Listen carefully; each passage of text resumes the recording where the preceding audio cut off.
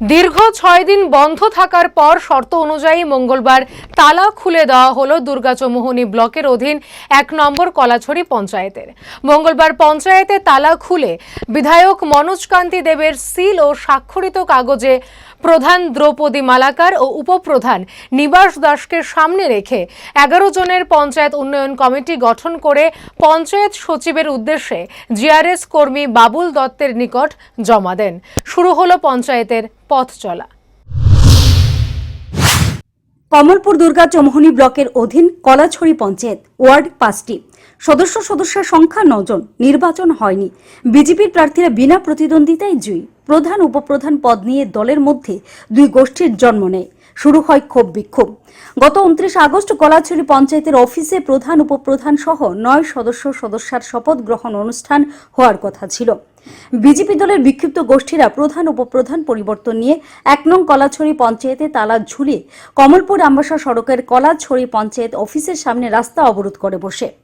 কোনো গোষ্ঠীর নেতারা আসেনি আলোচনা করে অবরোধ তুলে নিতে। অবরোধ চলে 29 আগস্ট সকাল 10টা থেকে সন্ধ্যা 5টা পর্যন্ত। অবরোধ চলাকালীন প্রধান উপপ্রধান সহ 5 সদস্য দুর্গাচৌমুহনী ব্লকে গিয়ে শপথ নিয়ে নেন। বিক্ষুব্ধ অবরোধকারীদের ক্ষোভ আরও বেড়ে যায়।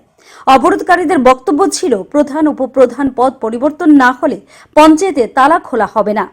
শেষ পর্যন্ত মঙ্গলবার পঞ্চায়েতে তালা খুলে বিধায়ক মনোজ কান্তি দেবের সিল ও স্বাক্ষরিত কাগজে প্রধান দ্রৌপদী মালাকার ও উপপ্রধান নিবাস দাসকে সামনে রেখে 11 জনের পঞ্চায়েত উন্নয়ন কমিটি গঠন করে পঞ্চায়েত সচিবের উদ্দেশ্যে জিআরএস কর্মী বাবুল দত্তের নিকট জমা দেন।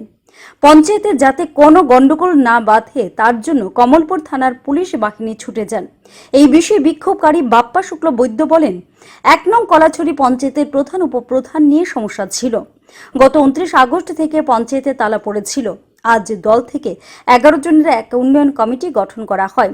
এখন থেকে উন্নয়ন কমিটি পঞ্চায়েত পরিচালনা করবে।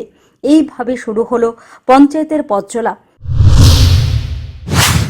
প্রধান উপপ্রধান নিয়ে যে বিভিন্ন সমস্যা ছিল, এই সমস্যার সমাধান আজকে সমাধান হয়েছে। আমাদের পার্টির থেকে একটা উন্নয়ন কমিটি বানানো দিয়েছে।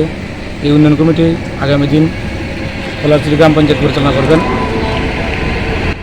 আচ্ছা, কতজনের কমিটি? 11 জনের কমিটি। আচ্ছা, কিভাবে কাটবে আগামী দিন বলবে সময়। Bureau report, headlines Tripura national.